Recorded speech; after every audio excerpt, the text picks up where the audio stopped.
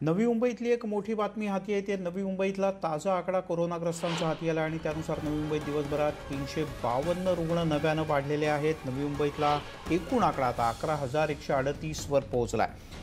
एकाच दिवशी 10 जणांचा नवी मुंबईत मृत्यू झालाय। बेलापूरमध्ये 39, नेरूळमध्ये 67, वाशीमध्ये 36, तुर्भ्यामध्ये 34, पोपरखेरण्यात 67, घणसोलीमध्ये 40, ऐरवली आणि दिघा इथे अनुक्रमे 66 आणि 3 असे एकाच दिवशी 256 रुग्णांनी कोरोनावर मात केली आहे।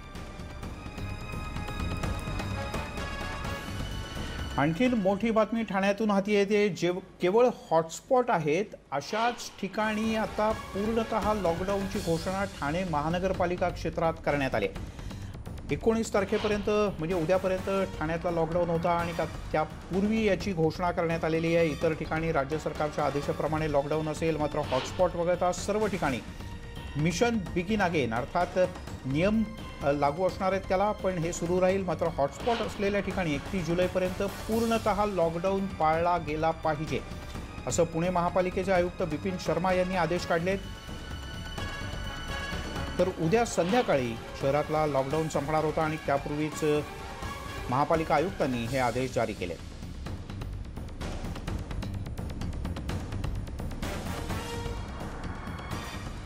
दरम्यान राज्यातल्या विविध विभागांचा विभागवार आढावा मुख्यमंत्री उद्धव ठाकरे आणि आरोग्यमंत्री राजेश टोपे यांनी आज घेतला आणि या आढाव्याच्या दरम्यान स्वतः राजेश टोपे यांनीही अनेक प्रश्नांना उत्तर दिली। मुख्यमंत्र्यांनी कोरोनाचा प्रादुर्भाव रोखण्यासाठी काय महत्त्वाचे निर्णय घेतलेत याची माहिती दिली। राजेश टोपे यांनी आमच्याशी बातचीत केली, पाहू।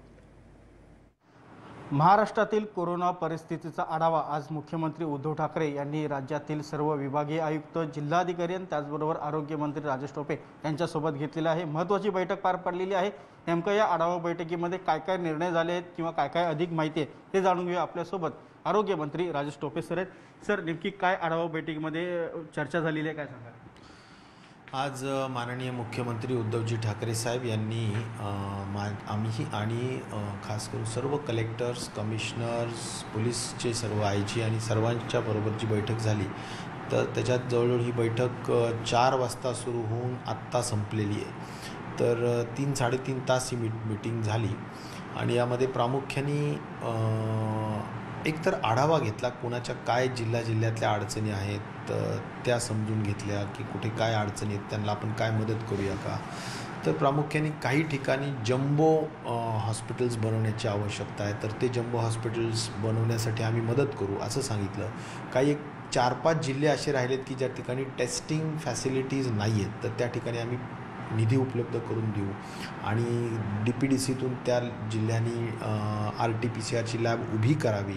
असं एकही जिल्हा असता कामा नये की ज्या ठिकाणी आता RT-PCR लॅब नाही, तर त्या दृष्टिकोनातून सुद्धा व्यवस्था करावी अशी सूचना देण्यात आलेली आहे। आम्ही पुढे जाऊन असंही सांगितलं की अँटीजन टेस्ट आता खूप मोठ्या पद्धतीनं केल्या जात आहेत। आज मला हे सांगितलं पाहिजे की जवळजवळ 32,500 अँटीजन टेस्ट आमच्या सार्वजनिक आरोग्य विभागाने 2 दिवसापूर्वी GR काढला होता। त्यातून 32,500 अँटीजन टेस्ट झाल्यासुद्धा आणि साधारण 6,500 पॉझिटिव्ह पेशंट्स त्याच्यातून वाढलेसुद्धा राज्यामध्ये।